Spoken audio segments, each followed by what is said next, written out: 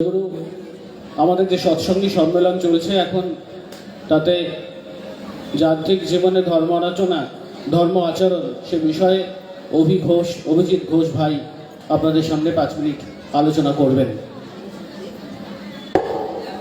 জয় গুরু সবাইকে। বিষয় হচ্ছে যান্ত্রিক জীবনে ধর্মচর্চা। ঠাকুরের যে ডেফিনেশন ধর্মের, ঠাকুর বলছেন ধর্ম যদি নাই বা ফুটলো জীবন মাঝে নিত্যকর্মে, বাতিল করে রাখলে তারে কি হবে তোর তেমন ধর্মে। তাহলে ঠাকুর বলছেন আমাদের নিত্য কর্মে ধর্মটাকে ফুটিয়ে তোলা। ধর্মটার অ্যাকচুয়ালি কি? ধর্ম খুব সহজ ভাষায় বলতে গেলে ধর্ম হচ্ছে যা আমার অস্তি বৃদ্ধি এবং জীবনের সহায়ক, সেইটাই হচ্ছে আমার ধর্ম। আমার বাঁচা বাড়ার সহায়ক যা, তাই হচ্ছে আমার ধর্ম। এবার আমি বাঁচবো কি করে? দেখা গেল আমি একটা শীত প্রধান কোথাও একটা থাকি, সেখানে আমি বাসিন্দা, তো সেইখানে আমার বাঁচতে গেলে সেখানে কিন্তু আমার মদ খেতে হচ্ছে, কারণ আমার গাটা গরম রাখতে হচ্ছে, না হলে আমি কিন্তু মারা যেতে পারি। সেখানে ওইটা হচ্ছে আমার ধর্ম পালন। আবার আমি এই পরিস্থিতিতে আমরা যেখানে বসবাস করছি, এই জায়গাটা যদি আমি মদ্যপান করি, মাছ মাংস খাই, তাহলে সেটা কিন্তু আমার অধর্মের পর্যায়ে চলে যাচ্ছে, কারণ সেটা আমার শরীরের ক্ষেত্রে ক্ষতিকারক। তাহলে আমার যেটা জীবন বৃদ্ধির কাজে লাগছে সেটাই আমার ধর্ম হচ্ছে। তা এই ধর্ম বলতে গিয়ে একটা জিনিস বলি, যে আমার একটা পেশেন্ট আছে প্যারালাইজড, তো তার ছিল হচ্ছে প্রেশারের সমস্যা। সে প্রেশারের ওষুধ ঠিকভাবে খেত না।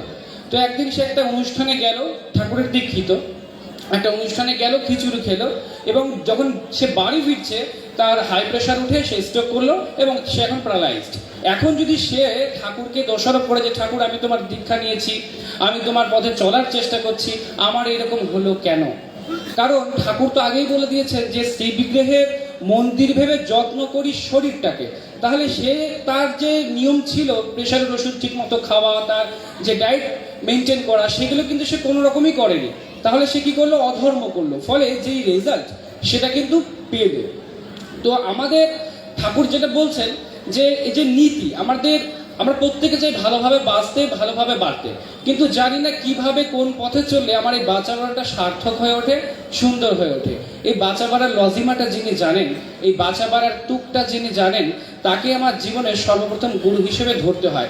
তিনি বলে দেন কোনভাবে কিভাবে চললে, কোন পথে কেমন করে চললে আমার এই জীবনটা সুন্দর হয়ে ওঠে। ঠাকুর তারা খুব সুন্দর বাণীতে বলছেন যে সুনীতি বা সুনিয়ম কাউকে জবরদস্তি করিয়া মঙ্গল করাতে চায় না, কিন্তু যে মঙ্গল চায় সে যদি সেই নীতি বা সেই পথ অনুসরণ করে, তাহলে মঙ্গল তাকে নন্দিত করবেই, ইহাতে সন্দেহ নাই।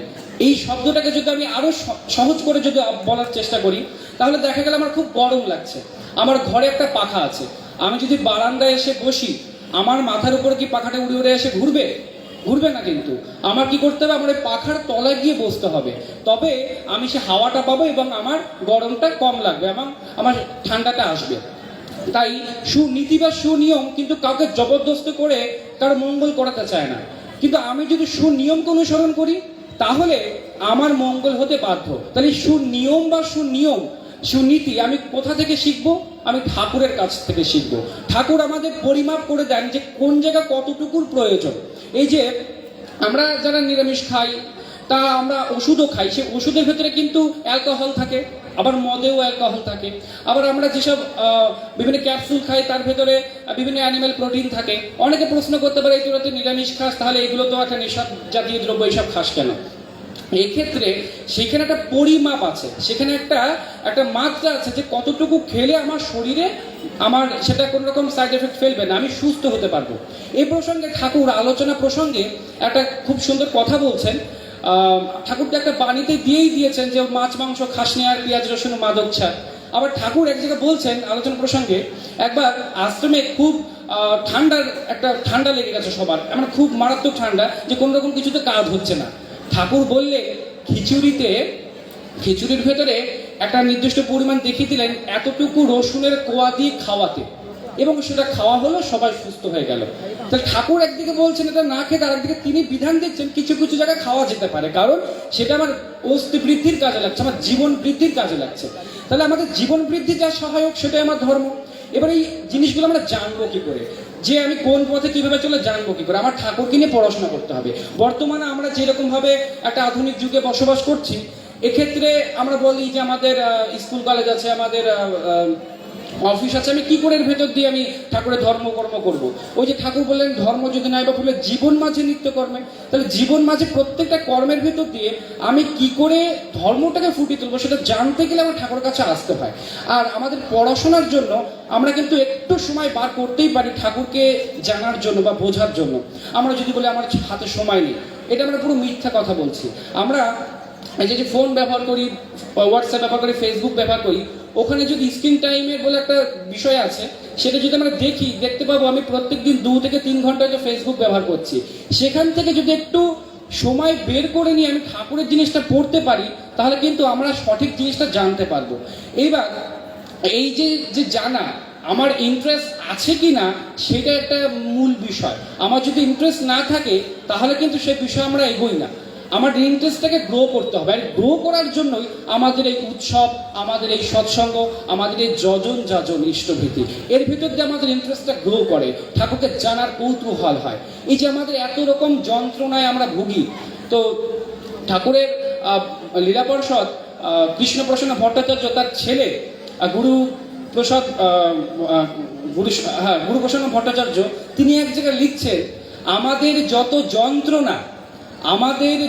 যন্ত্রণা তার মূল কারণ হচ্ছে তার যন্ত্র না হওয়া।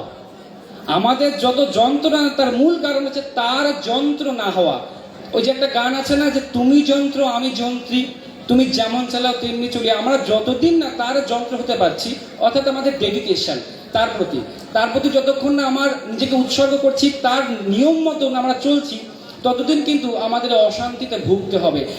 এর ভেতর দিয়েই কিন্তু আমাদের জীবনে অনেক রকম ভুল ভ্রান্তি, এই ব্যাপারগুলো আমাদের ভেতরে চলে আসে।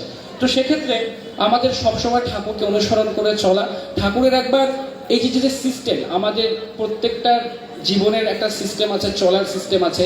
তো ঠাকুরের একবার লীলা করতে গিয়ে, ঠাকুরের খুব সুন্দর একটা লীলা আছে, ঠাকুর লবঙ্গ খাবেন। তো ঠাকুরের হাতে লবঙ্গটা দেওয়া হলো, ঠাকুর গালের ভিতরে যে লবঙ্গটা দিলেন, গাল অব্দি পৌঁছালো না, পড়ে গেল। ঠাকুর খোঁজা শুরু করলেন, ঠাকুর বাবাটা খুঁজছেন আর বলছেন, দয়াল আমার লবঙ্গ গেল কই, দয়াল আমার লবঙ্গ গেল কই। এবারে খুঁজছেন, একবার মুখ ঝাড়ছেন, একবার ধুতি ঝাড়ছেন, খাট ঝাড়ছেন। ভক্তরা বলছে যে ঠাকুর আপনাকে আমি আর একটা লবঙ্গ দিচ্ছি। বলে না, আমার ওই লবঙ্গটাই চাই।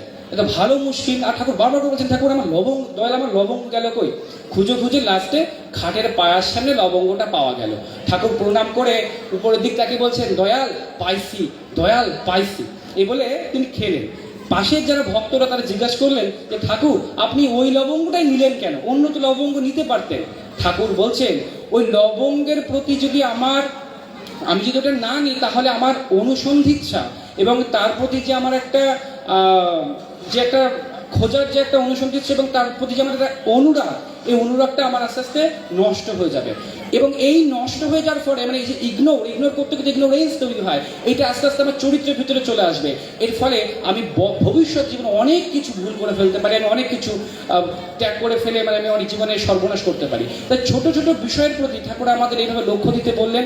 এইভাবে আমাদের জীবনটাকে এই যান্ত্রিক জীবনেও পালন কিভাবে করতে হয় সেটা শিখিয়ে দিলেন। তাই আসুন আমরা সবাই তাকে অনুসরণ করে চলি এবং ঠাকুরকে একটু জানার চেষ্টা করি আমাদের জীবনে কিভাবে চলতে হবে, কিভাবে জীবনে এগিয়ে যেতে হবে। তবেই আমরা সুখে থাকতে পাবো। আর যতদিন না তার যন্ত্র না হচ্ছে, ততদিনের যন্ত্রণা আমাদের রয়ে যাবে। সবাই ভালো থাকেন, আনন্দ থাকেন। জয় গুরু বন্দে পুরুষোত্তম। জয় গুরু। জীবন